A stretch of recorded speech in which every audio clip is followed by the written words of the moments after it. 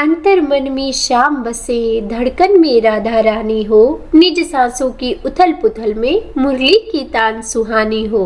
भगवान श्री कृष्ण और राधा रानी की कृपा हम सब पर बनी रहे। कार्तिक मास महात्म्य और कथा सुनने वाले सभी भक्तों के लिए आज की इस वीडियो में हम श्रवण करेंगे कार्तिक मास महात्म्य के छठे अध्याय का। और हाँ, अगर अब तक के अध्यायों का आपने श्रवण नहीं किया है तो आप उन्हें मेरे चैनल पर जाकर जरूर सुनिएगा और उनके लिंक भी मैं नीचे डिस्क्रिप्शन बॉक्स में डाल दूंगी, तो आप वहां पर जाकर भी उन्हें क्लिक करके ओपन करके उन कथाओं का रसपान कर सकते हैं। तो चलिए शुरू करते हैं आज का छठा अध्याय। तो बोलिए प्रेम से भगवान विष्णु की जय, तुलसी माता की जय, कृष्ण भगवान की जय। नारद जी ने राजा पृथु से कहा कि जब 2 घड़ी रात बाकी रहे तब तुलसी की मृत्तिका, वस्त्र और कलश लेकर जलाशय पर जाएं। कार्तिक के इस पवित्र महीने में जहाँ कहीं भी प्रत्येक जलाशय के जल में स्नान करना चाहिए। और हाँ, गर्म जल की अपेक्षा ठंडे जल में स्नान करने से 10 गुना पुण्य प्राप्त होता है और उससे 100 गुना पुण्य बाहरी कुएं के जल में स्नान करने से होता है और फिर उससे भी अधिक पुण्य बावड़ी में और उससे भी अधिक पुण्य पोखर में स्नान करने से होता है और उससे भी 10 गुना अधिक पुण्य झरनों में और फिर उससे भी अधिक पुण्य कार्तिक में नदी स्नान करने से होता है। और हाँ, उससे भी 10 गुना पुण्य वहाँ होता है जहाँ 2 नदियों का संगम हो रहा हो। और अगर यदि कहीं 3 नदियों का संगम हो और अगर वहाँ पर आप स्नान करें तो उस पुण्य की तो कोई सीमा ही नहीं है।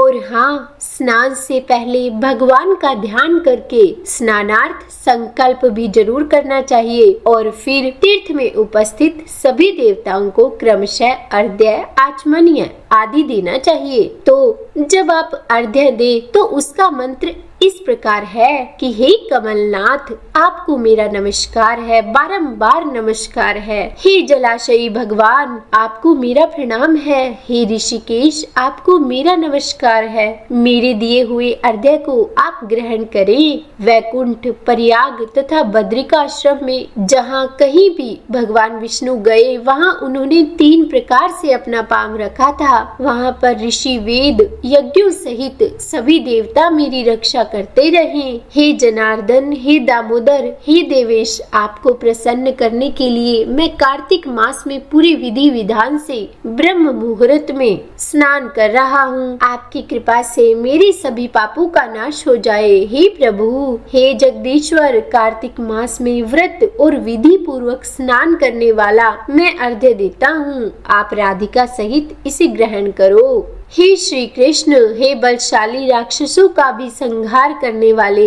हे भगवान, हे पापों का नाश करने वाले, कार्तिक के इस पवित्र महीने में प्रतिदिन दिए हुए मेरे इस अर्घ्य द्वारा कार्तिक स्नान का जो व्रत करने वाला फल होता है वो मुझे प्राप्त हो। और उसके बाद भगवान विष्णु, भगवान शिव और सूर्य देवता का ध्यान करके जल में प्रवेश करके नाभि के बराबर जल में खड़े होकर विधि पूर्वक स्नान करना चाहिए। गृहस्थी वालों को तिल और आंवली का चूर्ण लगाकर और विधवा स्त्री व यति को तुलसी की जड़ की मिट्टी लगाकर स्नान करना चाहिए। सप्तमी, अमावस्या, नवमी, त्रयोदशी, द्वितीया, दशमी आदि तिथियों को आंवला और तिल से स्नान करना वर्जित है। और जब आप स्नान करें तो इन शब्दों का उच्चारण करना चाहिए कि हे भगवान, जिस भक्ति भाव से आपने देवताओं के कार्य के लिए 3 प्रकार का रूप धारण किया था, वही पापों का नाश करने वाले भगवान विष्णु अपनी कृपा से मुझे पवित्र बनाए। जो मनुष्य भगवान विष्णु की आज्ञा से कार्तिक व्रत करता है उसकी इंद्रादि सभी देवता रक्षा करते हैं, इसीलिए वो मुझको पवित्र करें। बीजों,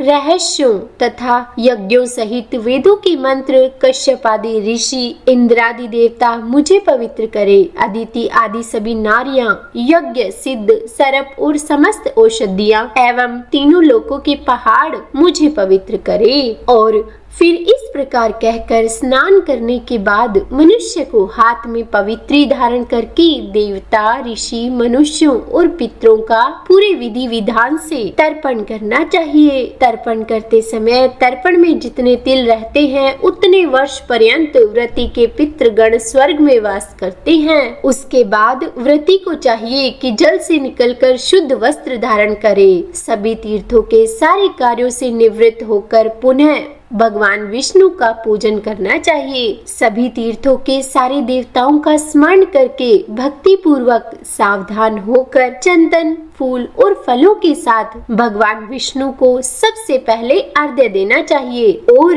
अर्घ्य देते समय इस मंत्र का उच्चारण करना चाहिए कि मैंने पवित्र कार्तिक मास में स्नान किया है। हे श्री हरि, राधा के साथ आप मेरे दिए हुए इस अर्घ्य को ग्रहण कीजिए और फिर उसके बाद चंदन, फूल और तांबुल आदि से वेद पाठी ब्राह्मणों का श्रद्धा पूर्वक पूजन करें। उन्हें बारंबार नमस्कार करें। ब्राह्मणों के दाएं पांव में तीर्थों का वास होता है, मुंह में वेद और समस्त अंगों में देवता वास करते हैं। अपने कल्याण की इच्छा रखने वाले मनुष्यों को ना तो इनका अपमान करना चाहिए और ना ही इनका विरोध करना चाहिए। और फिर उसके बाद एकाग्रचित होकर पूरे भक्ति भाव से भगवान विष्णु की प्रिय माँ तुलसी का पूजन करना चाहिए। उनकी परिक्रमा करके उन्हें प्रणाम करना चाहिए और कहना चाहिए कि हे देवी, हे तुलसी, देवताओं ने ही प्राचीन काल से आपका निर्माण किया है और ऋषियों ने आपकी पूजा की है। हे विष्णु प्रिया तुलसी, आपको मेरा नमस्कार है, मेरा बारंबार प्रणाम है। आप मेरे समस्त पापों को नष्ट करो। और जो मनुष्य इस प्रकार से भक्ति पूर्वक कार्तिक व्रत का अनुष्ठान करते हैं वे इस संसार के सुखों का भोग करते हुए अंत में मोक्ष को चले जाते हैं। तो बोलिए भगवान विष्णु की जय, माता तुलसी की जय। यह था आज के कार्तिक मास के महात्म्य की कथा अध्याय 6 और इसके आगे क्या हुआ वह हम जानेंगे इसके आगे आने वाले अध्यायों में। और आइए अब हम इस पवित्र कार्तिक मास में तुलसी चालीसा का श्रवण करते हैं। कार्तिक मास में प्रतिदिन माँ तुलसी की पूजा करते हुए तुलसी चालीसा का स्तवन, पठन और श्रवण करना चाहिए। तो आइए अब हम माँ तुलसी चालीसा का श्रवण करते हैं। तो सबसे पहले तुलसी चालीसा दोहा। श्री तुलसी महारानी करूं विनय सिरनाए, जो मम हो संकट विकट दीजे मात नशाए। नमो नमो तुलसी महारानी, महिमा अमित न जाए बखानी। दियो विष्णु तुमको सन्माना, जग में छायो सुयस महाना।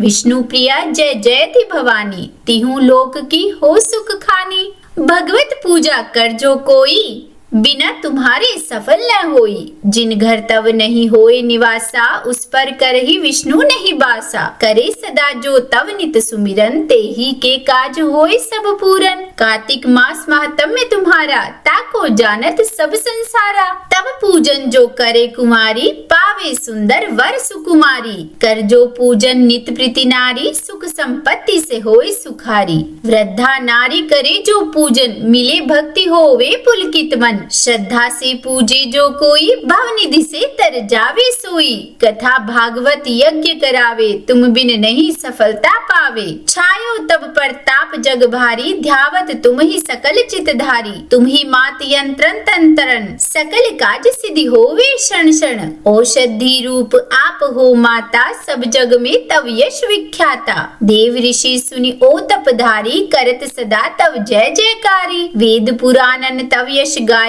महिमा अगम पार नहीं पाया। नमो नमो जय जय सुख कारणी, नमो नमो जय दुख निवारणी। नमो नमो सुख संपत्ति देनी, नमो नमो अग काटन छेनी। नमो नमो भक्तन दुख हरनी, नमो नमो दुष्टन मद छेनी। नमो नमो भव पार उतारनी, नमो नमो परलोक सुधारनी। नमो नमो निज भक्त उबारनी, नमो नमो जन काज संवारनी। नमो नमो जय कुमति नशावनी, नमो नमो सुख उपजावनी। जयति जयति जय तुलसी माई, ध्याऊं तुमको शीश नवाई। निज जन जानी मोहि अपनाओ, बिगड़े कारज आप बनाओ।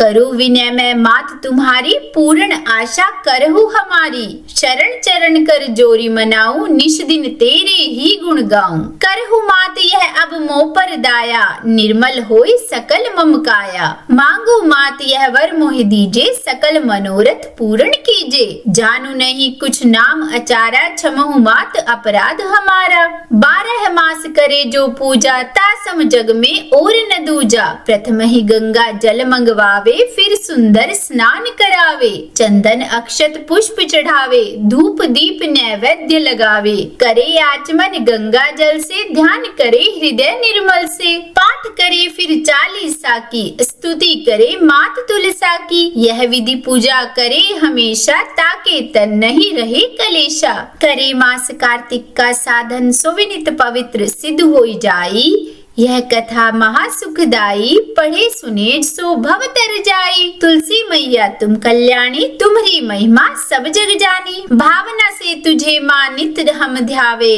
गा गा कर माँ तुझे रिझाए। यह श्री तुलसी चालीसा पाठ करे जो कोई, गोविंद सो फल पावही जो मन इच्छा होई। तो बोलिए तुलसी माता की जय। तो उम्मीद करती हूँ आज का यह कार्तिक मास महात्म्य का अध्याय और अंत में श्री तुलसी चालीसा आपको अच्छी लगी होगी। अगर पसंद आई हो वीडियो तो लाइक एंड शेयर कीजिएगा। चैनल पर नए हैं, सब्सक्राइब नहीं किया है तो सब्सक्राइब भी कर ही दीजिएगा। और हाँ, कमेंट बॉक्स में तुलसी माता की जय जरूर लिखिएगा। तो बोलिए तुलसी माता की जय।